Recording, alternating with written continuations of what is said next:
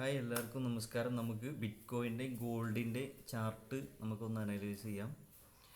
So മാർക്കറ്റിൽ നമുക്ക് first തന്നെ നമുക്ക് ബിറ്റ് കോയിൻ്റെ ചാർട്ട് നോക്കാം.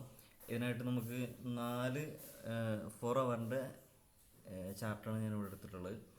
ഇപ്പോൾ നമുക്ക് മാർക്കറ്റ് ടോട്ടലി ബിറ്റ് കോയിൻ ഒരു അപ് ട്രെൻഡിലായിരുന്നു, പക്ഷേ മുകളിലോട്ട് പോകുന്തോറും ഒരു വീക്ക്നെസ് കാണിച്ചിട്ടുണ്ടായിരുന്നു.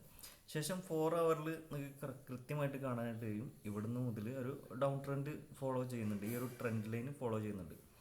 അതിനുശേഷം ഈ ഒരു ട്രെൻഡ് ലൈൻ ബ്രേക്ക് ഔട്ട് നടത്തി, അതുപോലെ ഇവിടെ ഒരു ബ്രേക്ക് ഓഫ് സ്ട്രക്ചറൊക്കെ തന്നിട്ടുണ്ടായിരുന്നു.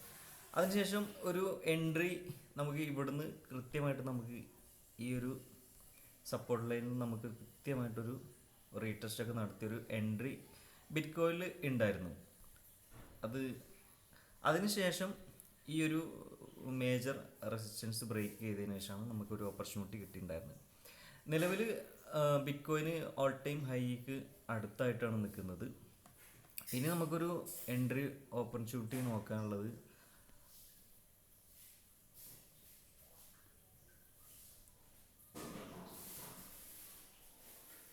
മാർക്കറ്റ് ഞാൻ ഇൻട്രസ്റ്റഡ് ആയിട്ടുള്ളത് ഈ ഒരു ഏരിയയിലേക്ക് വന്നിട്ടൊരു ബൈയിങ് ക്യാൻഡിൽ കാണിക്കുകയാണെങ്കിൽ ഞാനൊരു വീണ്ടും ബിറ്റ് കോയിനിൽ ഞാൻ എൻട്രി എടുക്കും.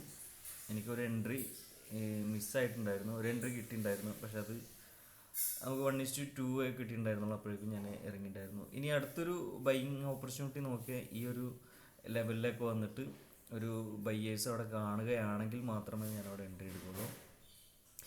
ഈ ലെവലിൽ നമുക്ക് നോക്കാവുന്നതാണ്, ഒരു ഇൻട്രാഡേ ലെവലൊക്കെ വെച്ച് നോക്കാവുന്നതാണ്. പക്ഷേ ഈ ലെവലിൽ ഞാൻ അത്ര ഇൻട്രസ്റ്റഡ് അല്ല. ഇവിടുന്ന് ബ്രേക്ക് ചെയ്ത് ഇവിടെ വന്നിട്ടാണ് എനിക്കൊരു ബൈയിങ് ഓപ്പർച്യൂണിറ്റി കിട്ടുകയാണെങ്കിൽ ഞാൻ എടുക്കുള്ളൂ. സെല്ലിങ് എന്തായാലും ഞാനിപ്പോൾ സെല്ലിങ് ഇപ്പോൾ നോക്കാതിരിക്കണമായിരിക്കും ബെറ്റർ. കാരണം സെല്ലേഴ്സ് മൊത്തം നമുക്ക് ഇവിടെ ചാർട്ട് നോക്കി കഴിഞ്ഞാൽ മനസ്സിലാവും, സെല്ലേഴ്സ് മൊത്തം ഇവിടെ ട്രാപ്പ് ആയിട്ടാണ് ഈ ഒരു ചാർട്ട് നമുക്ക് കാണിച്ചു തന്നുള്ളത്. എല്ലാ ഭാഗവും നോക്കുകയാണെങ്കിലും സെല്ലേഴ്സ് മൊത്തം ട്രാപ്പാണ്. അപ്പോൾ ഇവിടെയൊക്കെ ഷോർട്ട് ചെയ്യാൻ പോകുന്നൊരു സ്കാൽപ്പിങ് ചെയ്യാം, ബട്ട് ഷോർട്ട് ചെയ്ത് സ്കാൽപ്പിങ് പറയുമ്പോൾ പെട്ടെന്ന് ക്വിക്ക് നമ്മൾ ഇറങ്ങിപ്പോകുന്നത് അത് വലിയ പ്രശ്നമല്ല. പക്ഷേ അത്യാവശ്യം ഹോൾഡ് ചെയ്ത് പ്രോഫിറ്റ് എടുക്കാമെന്ന് വിചാരിച്ചു കഴിഞ്ഞാൽ നമ്മുടെ സ്റ്റോപ്പ് ലോസ് അടിക്കാനുള്ള സാധ്യത വളരെയധികം കൂടുതലാണ്. നമുക്ക് ഗോൾഡ് ഒന്ന് നോക്കി നോക്കാം.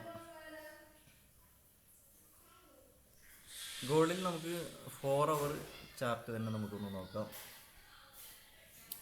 സൂപ്പർ ബുള്ളിഷായിട്ടാണ് ഗോൾഡ് പോകുന്നത്, ഒന്നും പറയാനില്ല.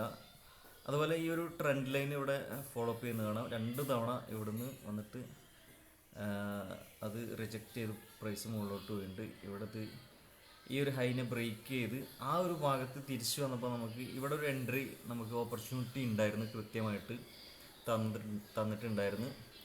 ഇനി നമുക്ക് ഇൻട്രാഡേ ലെവൽ നമുക്ക് നോക്കാം. ഒരു 50 മിനിറ്റ്സിലോട്ട് നമുക്ക് ഇത് സ്വിച്ച് ചെയ്യുമ്പോൾ ഏതൊക്കെ ലെവലിലാണ് നമുക്ക് ഇനിയൊരു ബൈയിങ് ആൻഡ് സെല്ലിങ് ഓപ്പർച്യൂണിറ്റി തരുന്നത് നോക്കാം. ഞാൻ എന്തായാലും ഇവിടെ നമുക്ക് നോക്കി കഴിഞ്ഞാൽ ഈ ഒരു സപ്പോർട്ട് ഇവിടെ സപ്പോർട്ട് എടുത്ത് മുകളിലോട്ട് പോയിട്ടുണ്ട്. അതുപോലെ 50 മിനിറ്റിൽ നോക്കുകയാണെങ്കിൽ ഇതൊരു ട്രെൻഡ് ലൈൻ ആയിരുന്നു, അത് ബ്രേക്ക് ചെയ്തിട്ടുണ്ട്. ബട്ട് ഞാനിവിടെ ഇൻട്രസ്റ്റഡ് അല്ല, കാരണം തൊട്ട് മുകളിൽ തന്നെ ഇവിടെ ഒരു റെസിസ്റ്റൻസ് ഉണ്ട്. ഒന്നില്ലെങ്കിൽ ഇത് ബ്രേക്ക് ചെയ്തുകൊണ്ട് മുകളിലോട്ട് പോയിട്ട് നമുക്ക് ഹോൾ ടൈം ഐ വരെ നമുക്ക് ഹോൾഡ് ചെയ്യാം. സോ ഇത് ബ്രേക്ക് ചെയ്തതിനു ശേഷം ഒരു 1 അവർ ക്യാൻഡിലോ മിനിമം ഒരു 50 മിനിറ്റ് ക്യാൻഡിലോ ഇതിൻ്റെ മുകളിലൊരു ബുൾഷ് ക്യാൻഡിൽ ക്ലോസ് ചെയ്താൽ മാത്രമേ മുകളിലോട്ട് ഞാൻ ഇൻട്രസ്റ്റഡ് ഉള്ളൂ. അല്ലെന്നുണ്ടെങ്കിൽ ഇവിടുന്ന് താഴെ വന്ന് ഇവിടെ ബ്രേക്ക് ഡൗൺ ചെയ്ത് ഇവിടുന്ന് നമുക്ക് ഈ ഒരു ഏരിയയൊക്കെ ബ്രേക്ക് ഡൗൺ ചെയ്ത് നമുക്കൊരു സെൽ എൻട്രി നോക്കാം. ഈ ഒരു ട്രെൻഡ് ലൈൻ ഇവിടെ ഫോളോ അപ്പ് ചെയ്യുന്നുണ്ട്, അല്ലെങ്കിൽ താഴെ നിങ്ങൾക്ക് കാണാൻ ഒരു സപ്പോർട്ട് ഉണ്ട്, അതുവരെയൊക്കെ നമുക്ക് ഹോൾഡ് ചെയ്യാനായിട്ട് കഴിയും. ബട്ട് അത് അത്രത്തോളം സക്സസ്ഫുൾ ആവുമെന്ന് നമുക്ക് ഉറപ്പില്ല, കാരണം സെല്ലേഴ്സ് ട്രാപ്പ് ആവാനുള്ള ഇവിടെ ഫേക്ക് ബ്രേക്ക് ഡൗൺ തരാനുള്ള ബ്രേക്ക് ഔട്ട് തരാനുള്ള സാധ്യത വളരെയധികം കൂടുതലാണ്. ഇവിടെ വന്നതിന് ശേഷം ഒരു ബൈയിങ് ഓപ്പർച്യൂണിറ്റി ഗോൾഡിൽ നമുക്ക് തീർച്ചയായിട്ടും നോക്കാവുന്നതാണ്.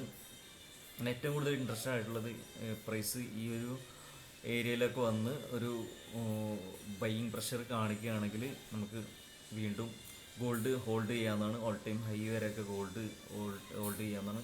സൂപ്പർ ബുള്ളിഷാണ്. നമ്മൾ 1 ഡേയിലിട്ട് നോക്കുകയാണെങ്കിൽ പോലും നമുക്ക് മാർക്കറ്റിൻ്റെ സ്ട്രക്ചർ കാണാൻ കഴിയും. ഗോൾഡ് അതിശക്തമായിട്ട് മുകളിലോട്ട് പോയിക്കൊണ്ടിരിക്കുകയാണ്. അപ്പോൾ ഇത്രയൊക്കെയാണ് നമുക്ക് ലെവൽസ് മാർക്ക് ചെയ്യാനുള്ളത്. എപ്പോഴും ഗോൾഡിലും ബിറ്റ് കോയിലും ഷോർട്ട് ചെയ്യുന്നവർ വളരെ അധികം ശ്രദ്ധിച്ചുകൊണ്ട് മാത്രം ഷോർട്ട് ചെയ്യുക. Okay, thank you.